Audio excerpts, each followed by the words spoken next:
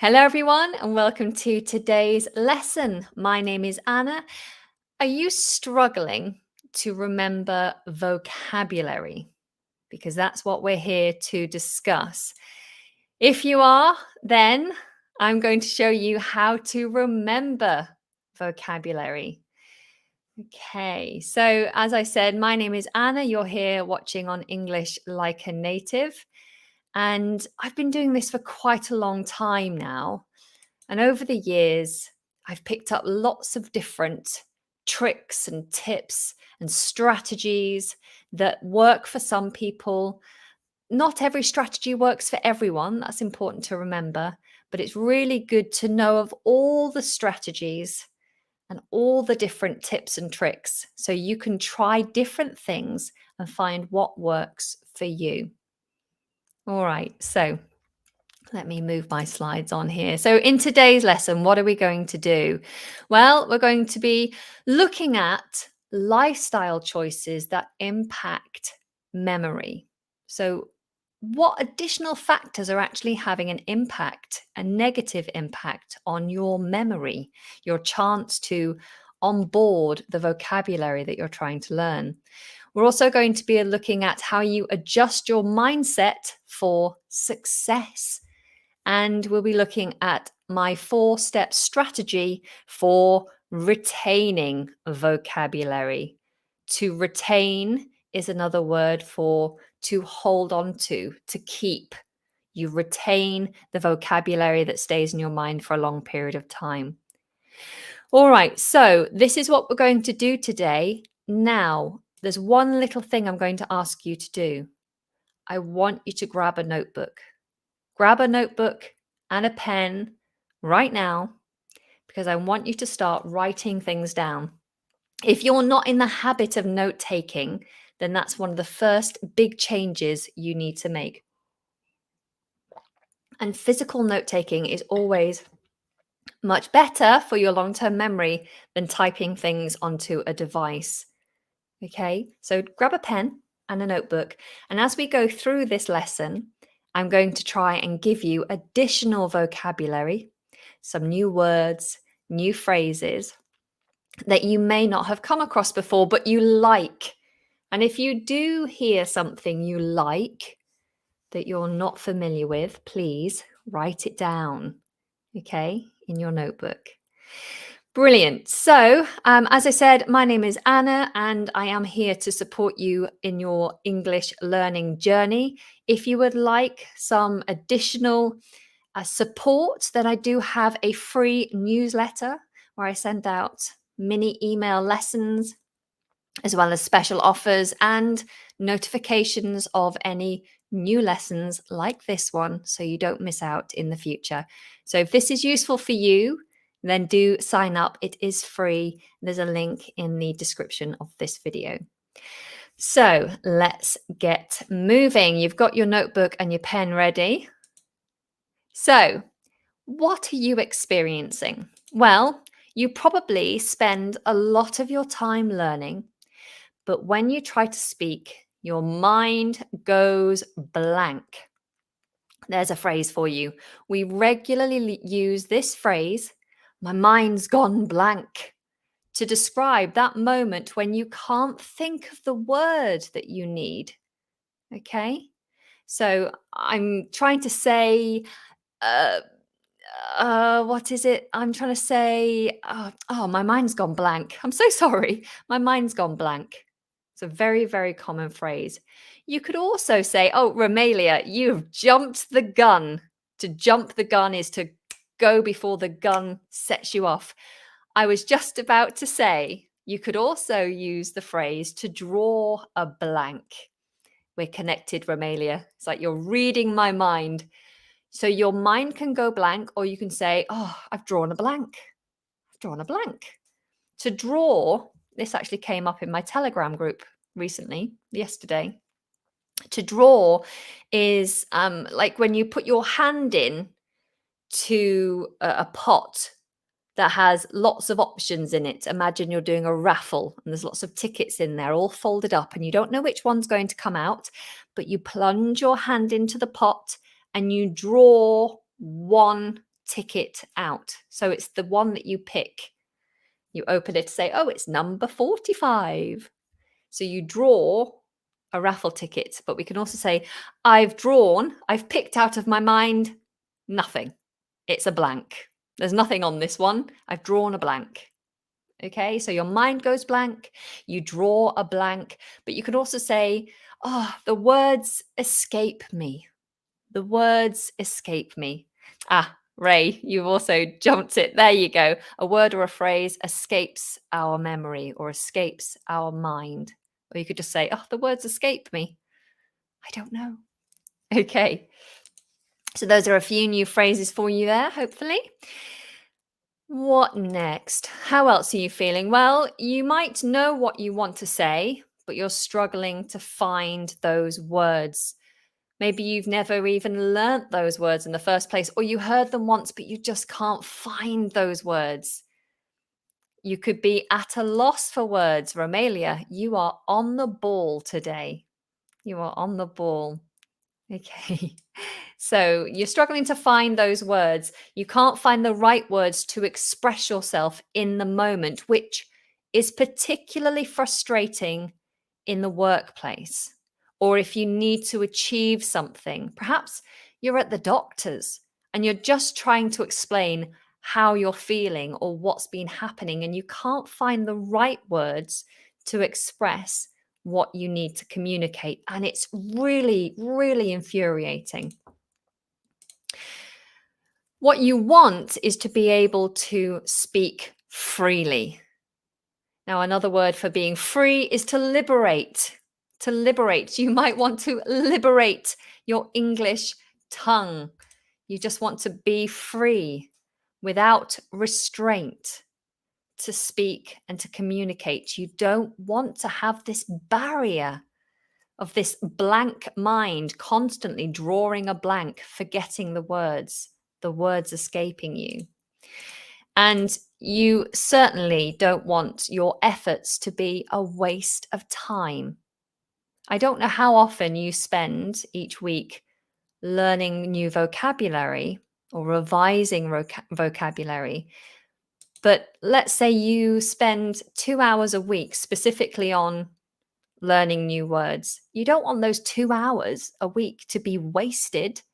Those are 2 hours that could achieve so much, or simply be time to relax or quality time with your children. You don't want to spend it learning vocabulary for that vocabulary then to just be lost. What a waste. A waste of time. Very common phrase. That was a waste of time. I spent 2 hours learning vocabulary, and as soon as I got into a conversation, I couldn't remember a thing. What a waste of my time.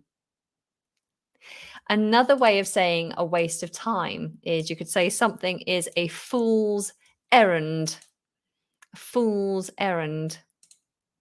Now, I like this phrase. It's not as common, but I do like it. An errand is like a task, something you have to do. You have to run errands. If I'm running errands, I'm going to the post office to post some important letters. I might be running to the dry cleaners to pick up a suit that's being dry cleaned. It's things that you have to do, usually outside of the house, to progress your life admin, your general tasks. And a fool's errand is an errand that you do that doesn't achieve anything. It's a waste of your time. Okay, lots of you sharing additional phrases in the comments. That's wonderful. Thank you. Do keep that up. Now, another phrase that I like, which isn't as serious as being a waste of time, but if you are wasting time, then you could be dilly-dallying. To dilly-dally. To dilly-dally. Let me put this in the comments for you. Dilly-dally. Now, I'm not 100% on the spelling because I see it in different ways. Some people separate it, and in other places it's not separated. So I'm not 100% whether it should be separated or not. If someone, oh, now my comments aren't sharing. Why is that? So if someone could look up for me and get a definitive answer as to whether dilly-dally should be one word or not, that would be really appreciated. So to dilly-dally It's to waste time. I always think about young people dilly-dallying, procrastinating, wasting their time, just messing around, not being productive. Sometimes it's nice to dilly-dally, but not if you're trying to achieve something. Okay, fantastic. So, yeah, stunning lad. You've said all one word. Thank you for making sure that was the case. I appreciate that. So, wouldn't it be wonderful if every second of work and effort that you put in gives you something in return? Wouldn't that be wonderful if you could guarantee that everything you did was worth it? What you put in, you get out. So you reap what you sow. To reap what you sow is you get what you deserve. You put in a lot of effort, you get your just rewards. Okay, you reap what you sow. You get back the work that you put in, the reward for the work that you put in. Okay, so wouldn't that be wonderful? It certainly would. Let me move these slides on. Now, we're going to talk about things outside of the general learning sphere that actually have an impact on your memory. And I'm talking about a negative impact here. So, this is proven science. The neuroscientists, people who study brain and brain activity, have said that drum rolls, lack of or poor quality sleep has a negative impact on your memory. Now, I'd like you to write in the comments how many hours of sleep on average you get each night. I'm pleased to say that my average number of hours slept each night has increased in the last few months. It has been terrible for the last 4 years, but I'm increasing slowly. Previously, it was around 5 hours was my average, and now I would say 7 hours is my average, and it makes such a difference. Fantastic. Many of you here writing 8 hours as your average. That's perfect. Now, the scientists say that between 8 and 9 hours of sleep is optimal for good, healthy brain function. Now, the word optimal. Optimal means best or most favorable. So you want to be getting between 7 and 9 hours of good quality sleep every night to help your brain to work properly, to help your memories to consolidate and to store properly. Okay.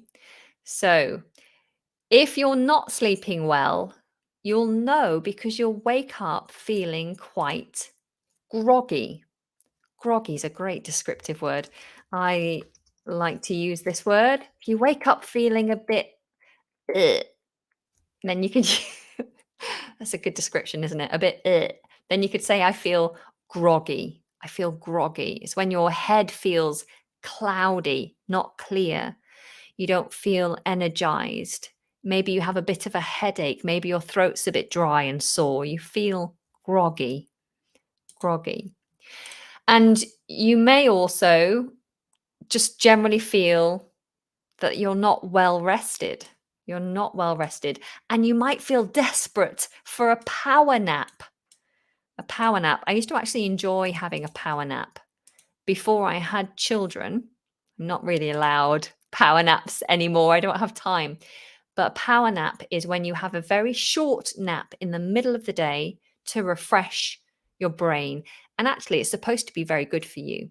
Even if you are sleeping quite well, having a 10, 15-minute power nap in the middle of the day is supposed to be really good for people who, have a lot of very heavy pressured cognitive work to do.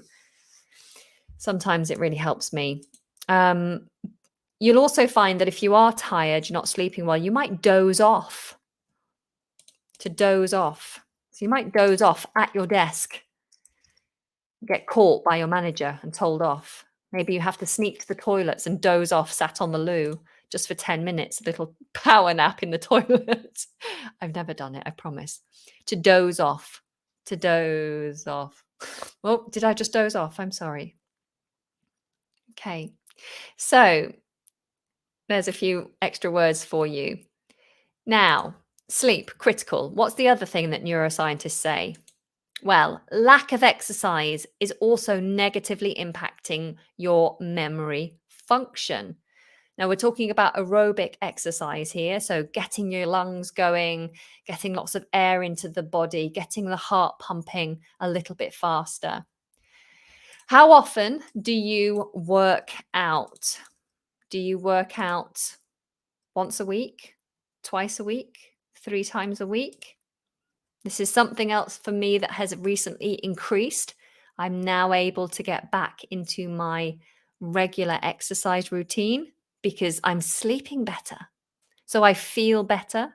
I can function. I can think clearly. And I have the energy to go to the gym and to exercise more regularly. But more than that, the scientists say that other than just feeling more clear headed, when you exercise, you actually increase the size of your hippocampus. Hippocampus is the area of the brain that is responsible for or involved in memory storing. So the process of storing memories, that all happens in the hippocampus. And so if you exercise regularly, you actually increase the size of your hippocampus, meaning it's easier for your brain to store memories, to deal with a heavy load of memories that need storing. Okay, so hit the gym more often. To hit the gym simply means to go to the gym. I'm going to hit the gym this afternoon. Pow, pow, pow, pow.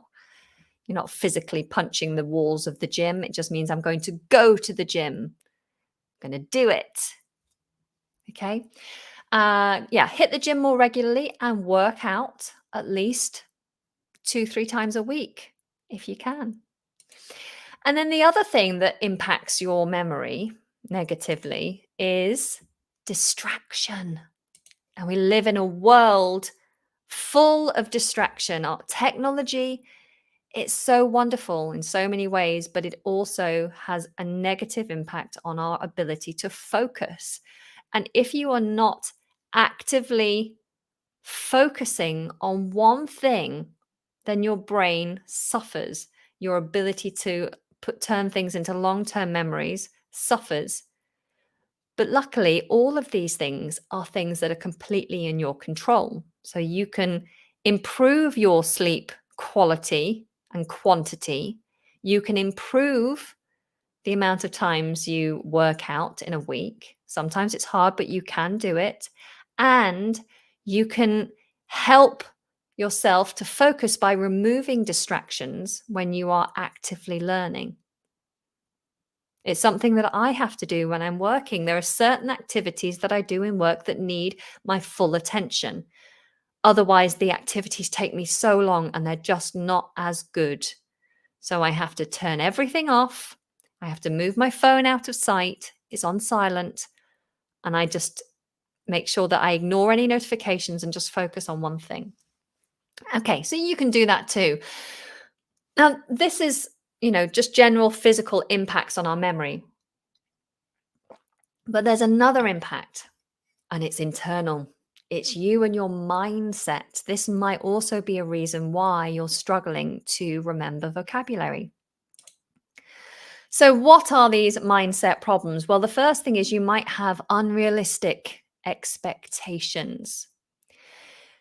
What do I mean by this? Well, upon looking on YouTube for learning and remembering vocabulary, you'll find multiple videos from very successful polyglots and language learners who tell you their routines and tell you how they can memorize hundreds of words a day, how they memorized thousands of words in a short space of time, and how they're learning 4 languages all at the same time. And you see these people and think, that's what I want too. If they can learn that many words in a day, then that's how many words I should learn in a day. And you set these really high bars that you have to get over, these really big hurdles, these expectations that you should live up to what they're doing. But the problem with that is if you set high expectations and you don't meet them because, frankly, they're unrealistic, then how does that make you feel? That makes you feel like you're failing. It makes you feel like there's something wrong with you, like you can't learn languages, like you just don't have a good memory. Your brain isn't as good as their brain. You'll never be able to do it. And when you start to have those negative thoughts, it starts to impact your motivation. So then you just think, oh, I'm not going to bother today because I'm rubbish anyway. And then you stop learning. And so it's this endless cycle. It's this spiral downhill. So what you have to do is forget the unrealistic expectations and stop comparing yourself to other people. You know, everyone's brain is different. We've all had different experiences. Just because I go to the gym, it doesn't mean that myself and everyone at the gym are all going to be at the same level of fitness. And if I go to the gym in the first week and look at everyone else and see all the really muscly people, all the super fit people who are spending hours on the cross trainer and the running machine, who are lifting incredibly heavy weights and thinking, well, I can't do that. I'm just rubbish. There's something wrong with me. I'll never be like that. And I just stop going because I feel really bad about myself every time I go. Then I'm never going to get fit. But instead, if I go to the gym and only focus on me and think, wow, yesterday I could only do 10 reps of this particular weight. But today I did 10 reps and I felt like I could get an extra 2 out. So I did 12. It's a small increase. It's tiny, but it's something. And I'm only comparing myself to myself. And I'm not saying that by the end of the week, I should be able to do 40 reps of double the weight. So, yes, what have I got here? I saw a really good one. Yeah, biting off more than you can chew. Don't take a big bite. Just bite off small little bits and go with what works for you. Don't compare yourself to others. What else? You might be focused on the wrong thing. So you might be struggling to learn and remember lots of words because you might be learning the wrong words. What do I mean by that? Are there right words? Are there wrong words? What I mean is you might be trying to learn things that just are not relevant to you and your situation. I sometimes speak to my students and they say, I tell them a word. I'll like impart some knowledge on a regular basis. And I'll say, oh, did you know that this is the word for this? And they'll say, do you know what? I don't even know that word in my own language. Well, if that's the case, if you don't know these words in your own language, then they're never going to be useful to you. Of course, it's helpful to have it in your passive vocabulary, but you don't need it to use if you don't even know it in your own language. So, focusing on the right things to learn, not getting bogged down. To get bogged down is to start to feel heavy, weighed down by things that are unimportant. Okay, so focus on the right things, not on the wrong things. Okay, so it's also important to note that there is nothing wrong with you just because you're struggling to remember vocabulary. It's not your fault. It might just be that your brain isn't yet used to remembering lots of material. Polyglots say time and time again that the more they learn languages, the faster and easier it is to learn languages. And I'd say in my past, when I was learning huge amounts of material for the stage, when I was a performer, when I was doing singing and dance routines, when I was learning Shakespearean plays and learning huge Shakespearean monologues to perform on stage, learning them in a very short space of time. When I was doing that, my memory was so fit. It was in the right place to onboard lots and lots of vocabulary. But then now I rarely learn scripts these days. So if you asked me to learn a 45-minute set of songs to go and sing for somebody's birthday celebration, I would be really scared. I'd be scared about remembering everything and I probably would have trouble. I'd probably need the words in front of me on a piece of paper because my brain is not fit in terms of remembering. You have to get your memory working. Yeah, you have to dust off your memory. To dust something off is to bring it out of storage to get it working normally again when it has had a period of not working very, very much. Okay, so your brain might not be in the habit. And you might also be completely unaware that you actually are making progress. All right, sometimes we make progress and we don't see it. It's the same when you're watching your children grow up. You're with them every single day. You don't see the difference. But then there's a tipping point. There's something that makes you realize the incredible progress that's been made. You might see a picture. So, in my example with my children, I might see a picture of my child from a month ago and say, oh my goodness, he's changed so much. Or I might take a measurement of their height. Wow, you've grown. You've grown 2 inches. How did that happen? Or I might see a video of them struggling to speak 2 weeks ago and then realize that actually now where they were struggling to put sentences together, this week they're doing it really easily. And that's how I see the progress. But when you're living it every day, sometimes it's hard to see that. So it might just be a case of being unaware. And, doing these tests that you do to know how much vocabulary you've got, it's not always a good test of how much vocabulary you actually know. Okay, so I'm going to give you an analogy now. Imagine you take a block of ice, an ice cube, out of the freezer. We're in a cold room. The room's minus 10 degrees Celsius. Okay, so you put that block of ice down. We're in a room that's freezing cold, minus 10. Is that ice going to melt? No. How about if we put the temperature up 1 degree? It's minus 9 degrees. Will it melt? No. You put it up minus 8. Nothing. Minus 7. Nothing. Okay, we're going to do it right up. Minus 1. Has it changed? No, it's still the same. It's still the same block of ice sitting there on the side. You notch it up 1 more degree, 1 tiny degree to 0. And then suddenly we start to see a change. Okay, it starts to melt. 1 more degree, we have a puddle of water on the side in the kitchen. So what was important? Was it that 1 degree at the end? Was that the only degree that was important? No, because we started at minus 10. We still had to climb all the degrees up until we saw the change. But that doesn't mean that any degree is more important than the other.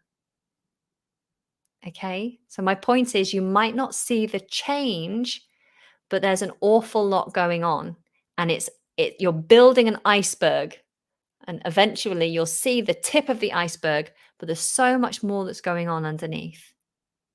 Okay, so don't be too hard on yourself because your brain is probably taking on a lot more information than you're giving it credit for. Okay. All right. What's next?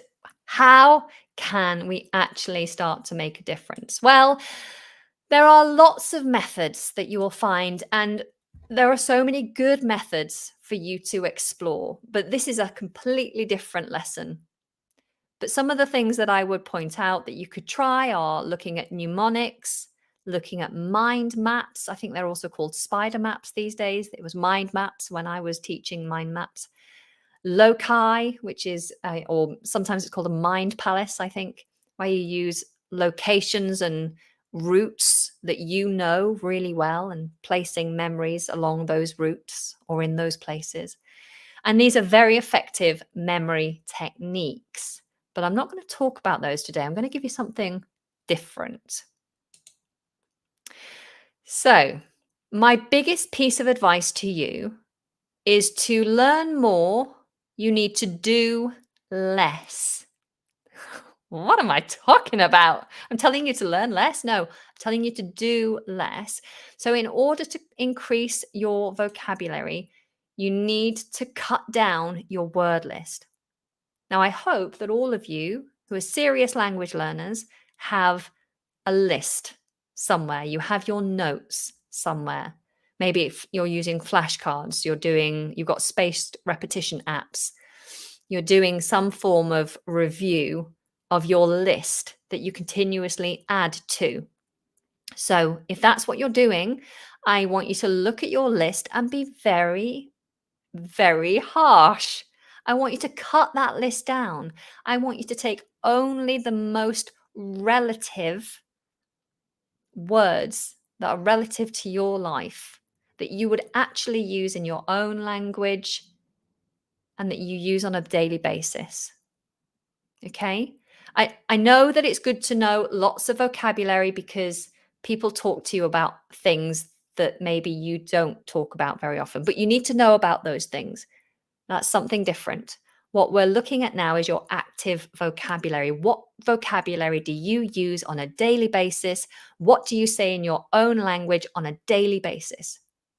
So cut your list down to only those words. Okay, so stop memorizing things that aren't important. Okay, here's a circle for you. What is this circle all about? Imagine this circle represents all the words that you know, okay, that you're familiar with. This is your passive vocabulary. This is the vocabulary that you might hear and have a good understanding of what it means, but it's not vocabulary that you feel comfortable using, and it certainly doesn't come to mind when you are trying to speak. So this is passive vocabulary.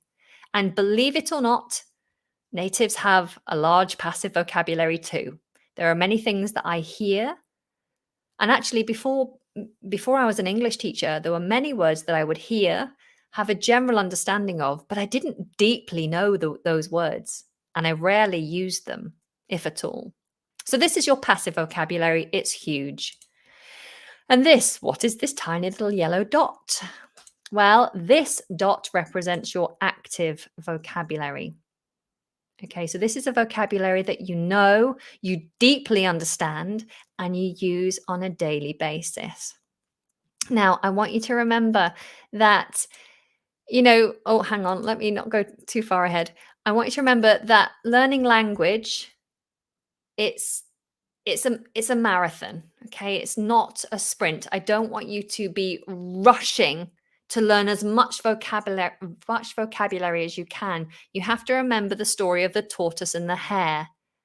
Is this a story that's like global, the tortoise and the hare? Well, the story goes that the hare and the tortoise are having a race. I always say tortoise. I don't know how to pronounce it, actually.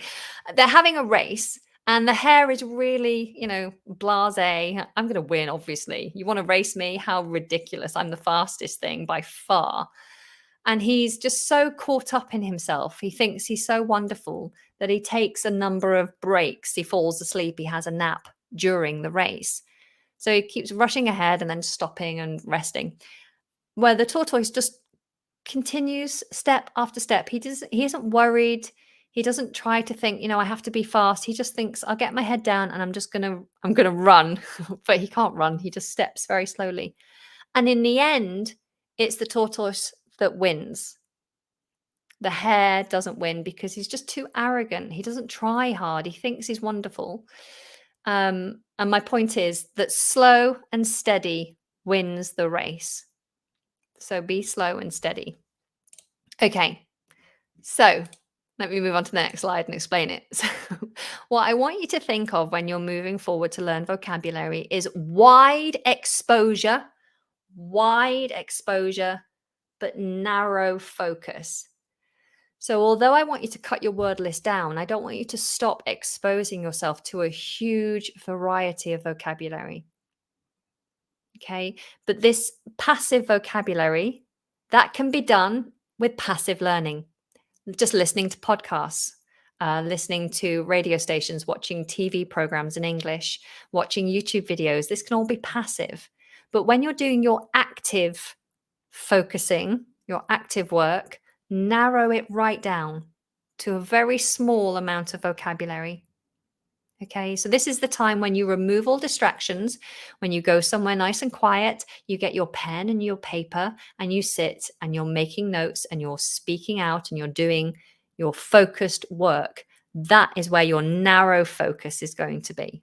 So you have wide exposure, but narrow focus. Okay. And like I said, learning a language is a marathon, it's not a sprint. It's something that has to be maintained over a long period of time. And this narrow focus is something that you can maintain. You're not going to burn out, you're not going to get overwhelmed.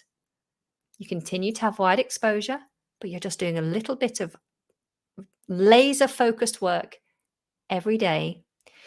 And some people say, oh, well, small steps, it's small steps, but it does have a big overall impact. So let's imagine, now this, I'm going to an extreme here, but let's imagine that you're only capable of learning 10 words a day.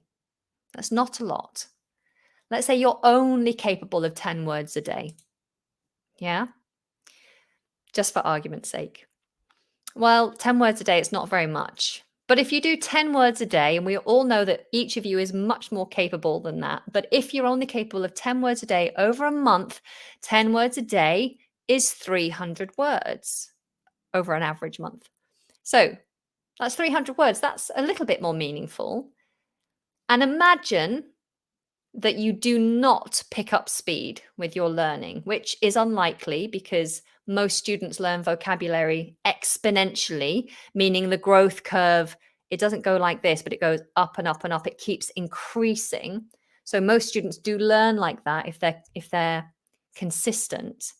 But let's imagine that that doesn't happen for you, that you are one of the rare cases that can only learn a small amount every day, all the time, and it doesn't exponentially grow. It's unlikely, but let's imagine that's the case. Well, what's going to happen over the course of a year? If you're learning 300 words a month over a year, you would have learned 3,600 words. That's a meaningful amount of words. I'm going to assume that most of you watching me here now, I'm going to assume that you know around 4,000 words. 2,000 to 4,000 words.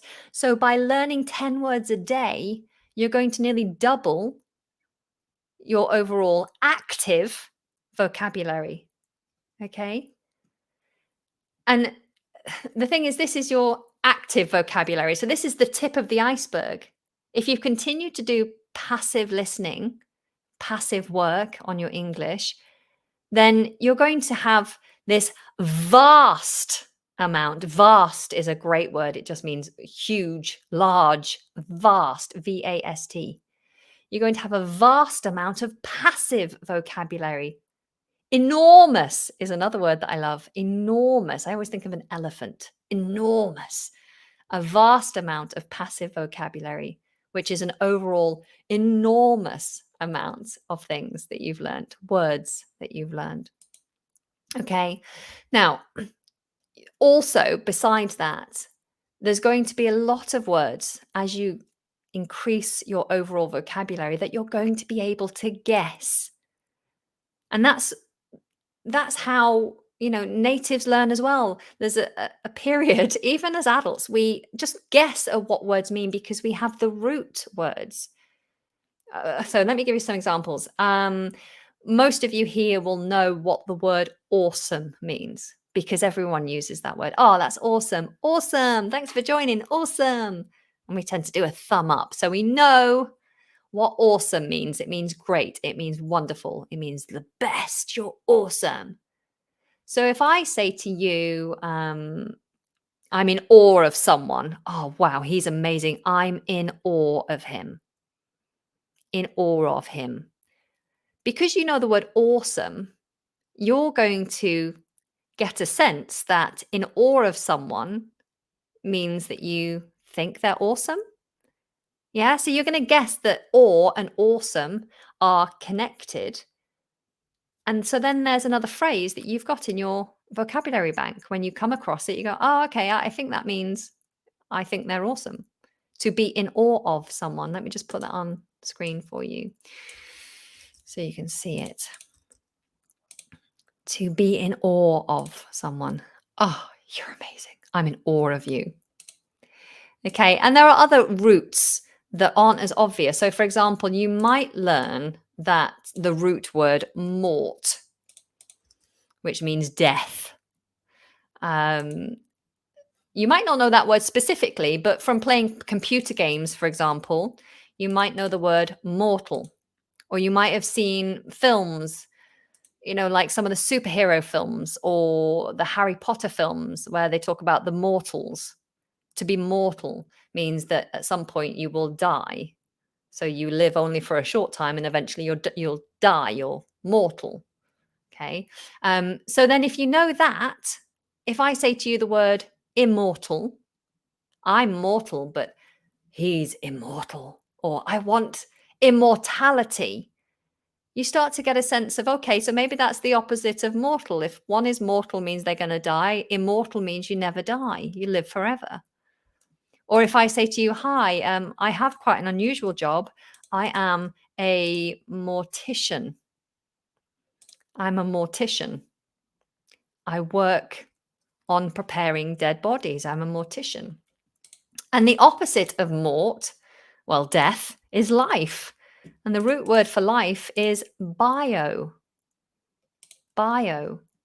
So if I say, I read a biography recently, I read someone's biography, you might guess, well, I know bio means life. So maybe this is a story about someone's life. She read the story of someone's life.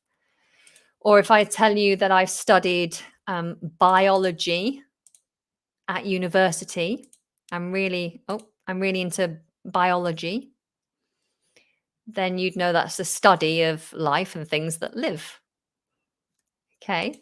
And you might also hear things like biodiversity and microbiology. Microbiology, small living things. Biodiversity, which is all the different living things in the river. I'm studying the biodiversity of the river. The biodiversity has been impacted by pollution in the river. Okay. So you start to get a sense of what things might mean. You won't always be right. And there are plenty of times when I've assumed what a word means and then later been surprised that it means something completely different. So it doesn't always work. But many times you'll come across words that you can just start to figure out because you have some experience of parts of the word. And the same goes with prefixes and suffixes. You start to learn what they indicate. So, for example, the prefix anti, which means against. If I say to you, I bought some anti-aging cream, well, you know that means it's cream that stops aging because it's against aging. It's anti-aging cream. Or if I say, oh, I was really excited about seeing the film, but it was a bit of an anticlimax. It was an anticlimax. It was disappointing. Or I need to buy some anti-inflammatory cream or anti-inflammatory tablets. Do you have anything like that? Anything that's anti-inflammatory? Yeah, there's another one, antisocial. Someone who's antisocial is someone who doesn't behave in the way that's acceptable in society. Antisocial behavior is things like damaging property, spitting at people, swearing in the streets and being unkind. It's like antisocial. Not saying hello when you meet someone. Oh, you're a bit antisocial. Oh, no one is Auntie Anna. What? I am an auntie, but that says a different auntie. Okay, so let me just bring my slides back up. Um, okay, so my second biggest piece of advice for actually remembering vocabulary, because that's why we're here, is language should be used.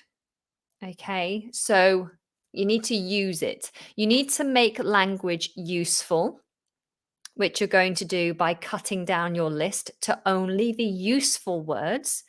And then you need to put it into context. You need to make it personal. See, it's no good just reeling off lists of words that you've learned. You need to put them into context. And the thing is with language is if you don't use it, you lose it. And that is very true. This is a phrase that we throw around occasionally saying if you don't use it, you lose it.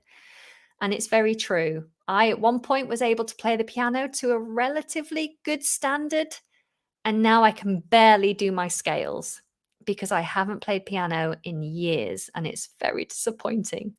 I'm sure it will all come back to me at some point when I finally get to dust off my fingers, dust off the old ivories. The ivories is another way of referring to a piano, the keys on a piano. When I can dust them all off and start regularly practicing again, I'm sure it will come to me faster the second time round. But it's disappointing that I've lost that skill. And it's the same with language. Don't lose it, use it. So now I'm going to give you my 4-step strategy that you can start to implement today. Now, this isn't the only strategy that you should use. It's one strategy that you could try. And then what I'm going to do is I'm going to suggest that you try it for at least 2 weeks. Because doing something for a day or two is not really going to give you the kind of feedback that you need to know if it's working or not. And like I said, not every strategy works for everyone. It has to work for you, has to work for your routine. But I want you to give it a go for at least 2 weeks and see how you get on with it. I want to see you coming back here in 2 weeks' time and putting a comment in the comments below this video to say, this really worked or it didn't work for me. But I want you to try. I want you to commit to 2 weeks. Okay, so what is it? Let me bring it up for you. Okay, so the first thing is with your cut down word list, with your 10 words a day, with your most relevant, useful words that you're learning daily, I want you to make a daily journal. So it doesn't have to be exactly what I've done today. It could be your thoughts for that day. But I want you to write something, I want you to document something about the way you feel, about what you're thinking, or about what you've done every day. And the exercise is to try and bring in some of this useful, relative, relevant vocabulary. Okay, so perhaps you are a keen gardener. You like plants, you have a garden, you have lots of flowers and plants on your windowsills. And so in your daily word learning, uh, you've learnt the word parched. To be parched means to be thirsty. Let me share it with you. I am parched means I'm very thirsty or very dry. Parched. The parched landscape means very dry. You've also learnt the gardening verb to water. So giving your plants water, you just say, I'm watering my plants. That's quite simple. Okay, that's easy to remember. I need to water my plants. And you also learnt the verb to wilt. To wilt. So if your plant is wilting, and you can say that a person is wilting as well, is when you kind of go a bit floppy because you're so tired or thirsty or hungry. Usually plants, when they've got no water, when they're dry, when they're parched, they will wilt. And you go, oh no, my favorite plant is wilting. I must give it some water. It's obviously parched. The soil is bone dry. That's another one I've learned. Bone dry. A way to describe very dry, bone dry. Okay, so you've learnt these words, and then you're going to say, okay, well, I need to remember them. So in my journal tonight, I'm going to remind myself, I noticed that several of my plants in the garden are a little parched. So I must remember to water them tomorrow before they start wilting. Okay, so you're going to start journaling in a way that you can include the language that you're trying to remember. You put it into context, you make it true and relevant to your life. So it's not making up stories, it's something that's real, okay, for you. And then the second step. Then, and this is important, don't skip this step. Language is meant to be spoken. So I want you to record yourself. Hang on. I want you to record yourself speaking out loud what you've written in your journal. Now, the next best step of this would be then to send your recording and your written journal each day to a language partner. I would assume that some of you here do have a language partner, a friend with whom you are learning English. Maybe someone who is of a higher level than you, maybe a teacher that you're working with. Send them some of your journal entries, send them your recordings, see if they'll give you any feedback. And if not, just let them respond to your musings, your thoughts, what you've said and what you've written. Okay, by sending your stuff to someone else, it gives you an air of accountability. It's like, so I learned this lesson when I was trying to promote positivity on a different channel. And I said I was going to post a picture of, I called it 365 days of happiness. And every day I had to post one picture of something that made me happy. And it was fine when it started out. I was just trying to, make people happy. But by the second month of the year, by February, I was having the worst year of my life. And it did turn out to be a terrible year for me. And because I'd committed publicly to sharing a moment in every day that made me happy, I felt like even though I didn't want to do it, I felt like I had to. I felt like my audience, even though they probably didn't care, I felt like they would hold me to account if I didn't share my picture that day. And in fact, that had such an impact on my overall view of my life, because some days I'd have a terrible day. I'd be very down. It would be a dark day. But I'd remember, oh, I have to do something that makes me feel happy. So I was searching every day for something that made me happy. And that made me a more positive person. I was trying to see the good in everything. It was a wonderful experience, and one that I tried to repeat. Life became a bit busy for me to do it a second time, but I highly recommend that. And my point is, by committing to sharing your daily journal just for 2 weeks initially, see how it works. It will hold you to account on a personal level anyway. So write it, record it. Most of your phones will have some sort of dictation voice recorder. Okay, so the next thing is I want you to then start actively listening. So you can listen to your own voice, and that's important. Get used to listening to yourself. So do listen back. But what I want you to listen for is the words of each day. I want you to try and hear them in your passive listening. So you're passive listening, but I want you to be hearing the words that you're learning. So if they do come up, I want you to, if you can, stop whatever you're listening to and rewind and repeat where you heard that word. So it might be that you're watching Gardener's World on repeat, and Charlie Dimmock, I think is one of the gardeners on Gardener's World, suddenly goes, "Oh no, look, the soil is really parched. I must water it." So then you go, "Oh, I just heard parched." So you rewind it and then you repeat, "Oh no, the soil is really parched. I must water it." So you're trying to shadow in the same kind of melody, in the same phrasing, and the context in which you heard that word. Okay, so listen and repeat for the words that you're learning specifically. And then last is active review. Now, I'm sure all of you have heard of spaced repetition.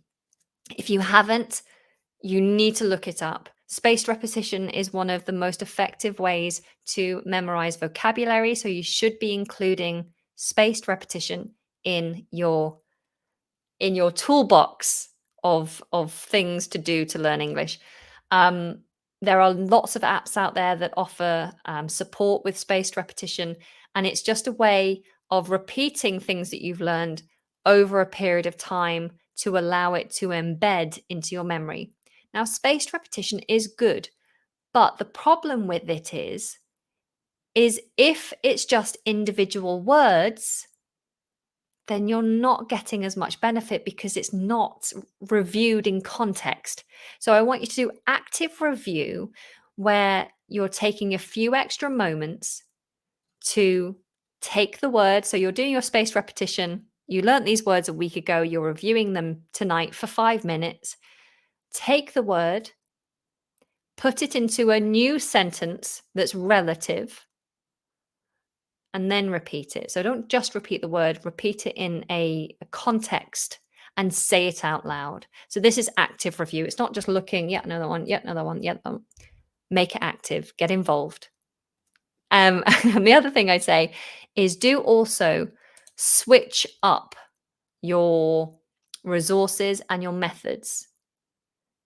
So it's all right having one thing that works for you. Maybe you do this for 2 weeks. Let me bring it back on screen for you. You do this for 2 weeks and it works really well. Don't just do this. Do other things as well.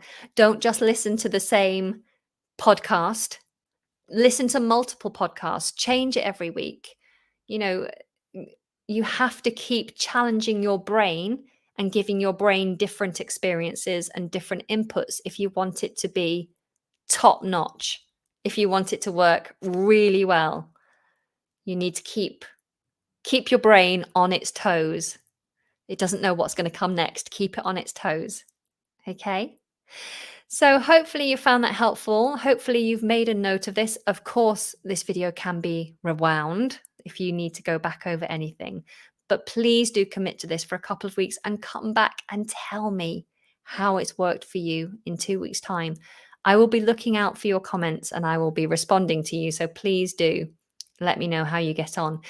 If you have any additional advice, then feel free to pop it in the comments. And if you think anyone else would find this kind of advice useful, anyone else who's struggling to remember vocabulary, please do share this.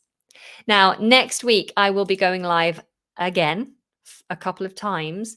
I'm not going to say when, so make sure that you've turned on notifications, or better still, join my free mailing list and I'll let you know via email. So you'll never miss anything. Plus, you'll get lots of additional wonderful things, special exclusive offers, mini email lessons. But don't worry, I'm not going to bombard you. And you can always unsubscribe if it's not for you. Okay, so the link is in the description. Thank you so much for joining me today.